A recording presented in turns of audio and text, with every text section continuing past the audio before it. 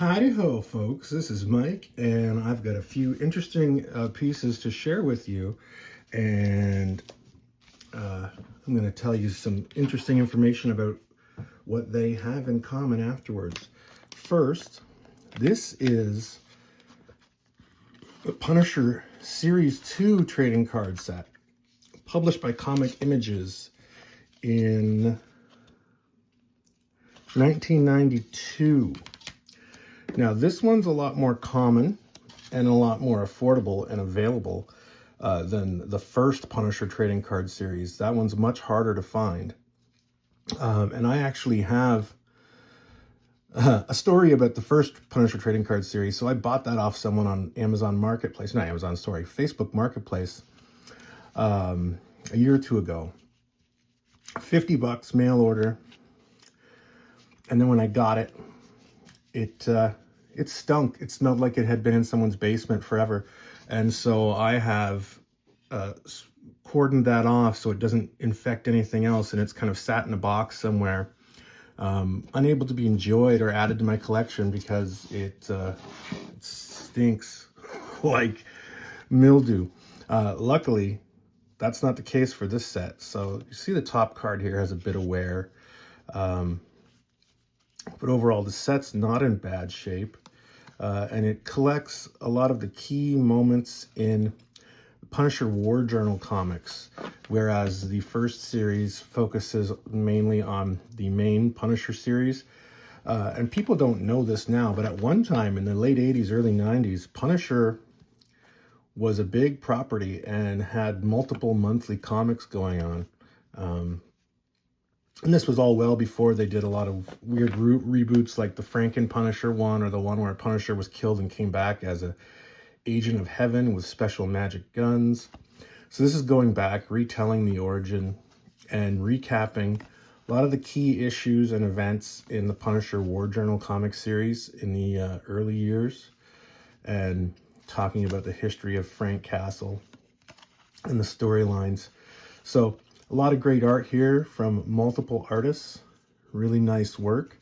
Like most Comic Images series, I think some of these, not all, but some of them I think have been recolored from photostats or line work from the comics, because, I mean, this could just be a printing issue too, but some of the colors don't match the actual printed comic book versions.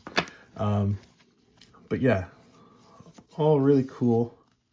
Really fun stuff, really nostalgic. This is from a time where it was kind of the end of the Comic Images era of trading cards. In the 80s, Comic Images was the superhero comic book trading card publisher.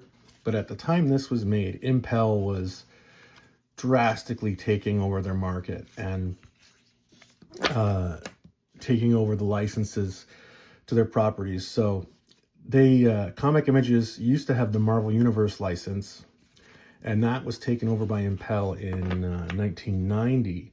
And by 92, all of their Spider-Man, X-Men properties had been, I think Spider-Man might have still been with Comic Images, but Punisher was one of the few that still were being having the trading cards published by Comic Images. So this is a time where, like, Punisher was probably a big deal for them at the time, because Marvel Universe was no longer a line that they produced and was really helping Impel establish themselves as a heavy hitter in the non-sport trading card industry. So again, we got Microchip and just all kinds of cool stories and artwork from this era, and recaps and like crossover with Ghost Rider, stories like that, Darkhawk. So I mean, early 90s comic crossover stuff. Very cool. Moon Knight and Spider-Man. And so this is at a time too when you saw crossovers in individual issues of comics a lot more commonly, and they, you know, would be one or two issues, and it didn't have to be a whole event or its own special separate mini-series.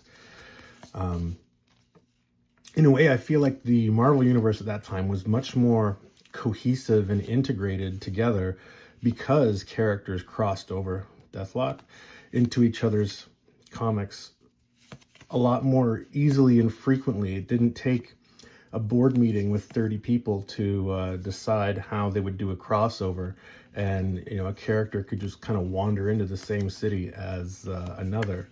So again, you saw some cool stuff there. Hulk, Captain America, again. So this fun trading card series takes me back a little bit. I'm just going to try and find the top of this stack again. Of course, this is also the time when 2099 was coming out, so of course the final card in the set is Punisher 2099. So that's some fun, cool stuff. I'm just going to put this back. And I will probably actually get a different jewel case for this set because this one is broken. That's the drawback with jewel cases, is that if the hinge gets a crack in it, you end up with a lid that just comes right off. That's why I don't store most of my personal collection in jewel cases. And now I'll go to a comic series here next.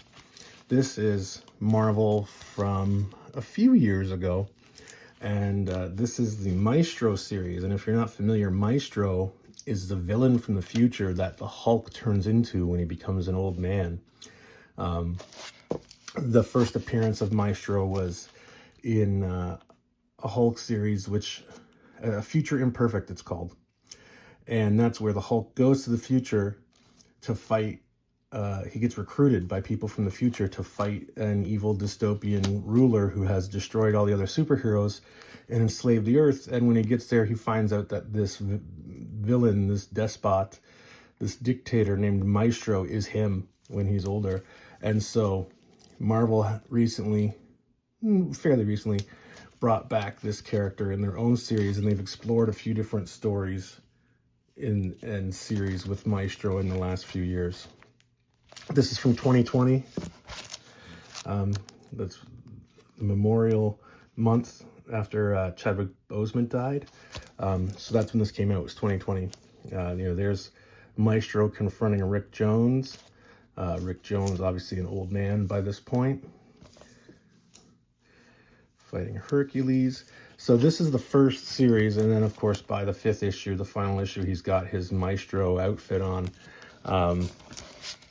So cool series. I'm not going to flip it open, but I mean, it's made by Peter David, who did a great classic run on the Maestro.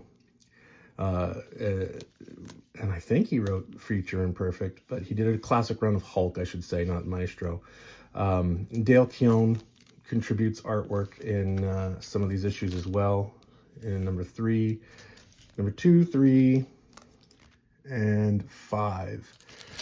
There's some Keown artwork. So that is a classic creative team for the Hulk, Dale Keown and Peter David. And now this is another trading card set. This is the Starlog trading card set, and it was published in, I'm not sure when, hang on.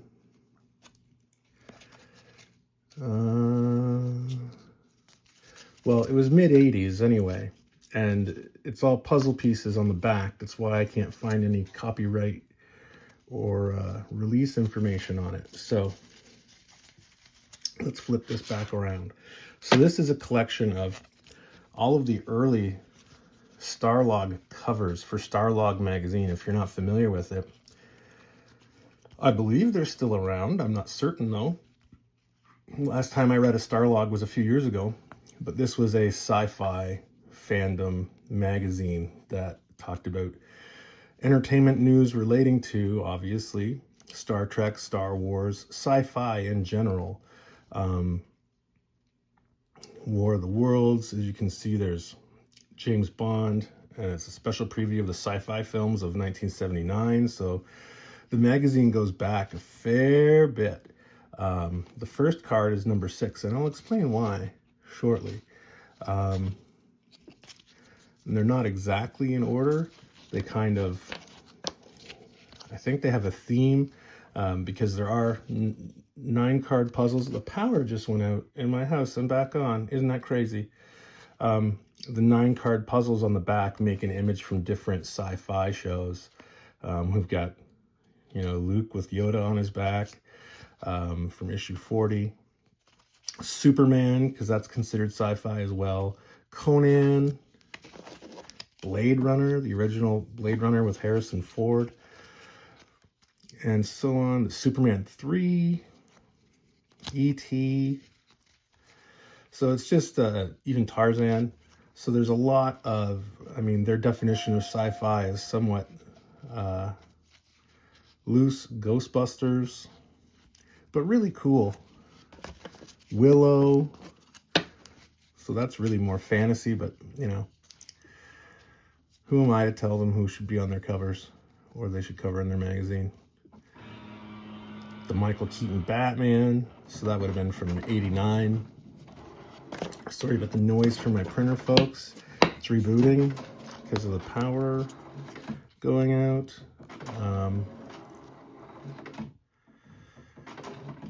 This one's about George Lucas opening Disney Star Tours. So again, kind of a little time capsule of history.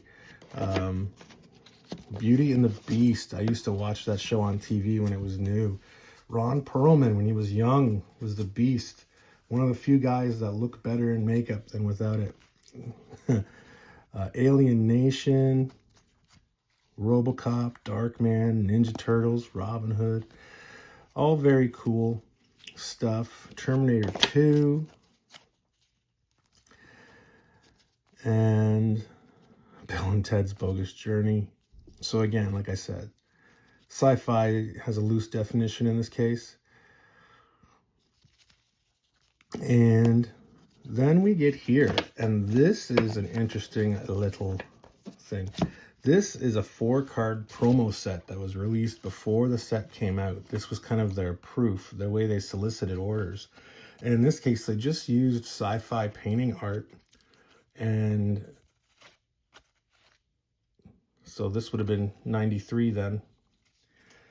So that was actually a promo set that became the Starlog trading card series. And then also, one of the things that was harder to get is this Star Trek hologram. And that's why it didn't start on issue number 1, because they put the cover for issue 1 as a hologram, and very fitting that a sci-fi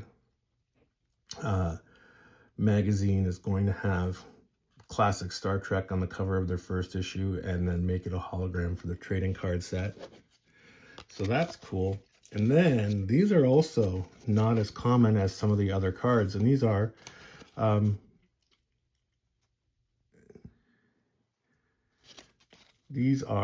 checklists, multiple checklists that explain the card number and the cover that they're a part of on the back with the puzzle pieces, and what's on them. So this series had multiple checklist cards, and you had to send away for them. So again, a great little piece of history, and it's very complete for completists. There's even a sticker on the side of the jewel case that says the set with 100 cards, promos 4, checklists 6, and the hologram. So again, a little blast from the past, a little fun, some trading cards and some comics. And I said I was going to tell you what these all had in common at the end. And it's a bit of a trick question. What they have in common is these are all about to get packed up and sent to new homes, because these are all items that I recently sold on my eBay store. So if you go to eBay and search for Mike's Picks and Flicks, that's my eBay store. And you can find links on my website as well, mikegagno.ca. But all of these items are about to get packed up and shipped out to their new homes, courtesy of Mike's Picks and Flicks. And depending on how things have been screwed up by the power outage, I was going to show you something on my TV screen, but that's not there anymore. So instead, no signal. I'll do that next time. But I hope you enjoyed this video, and checking out some of this cool stuff. Vintage collectibles, especially the 2 trading card sets. And I hope you enjoyed that. And I hope you join me next time. Have a great day, and thank you for being here and enjoying Mike's Picks and Flicks.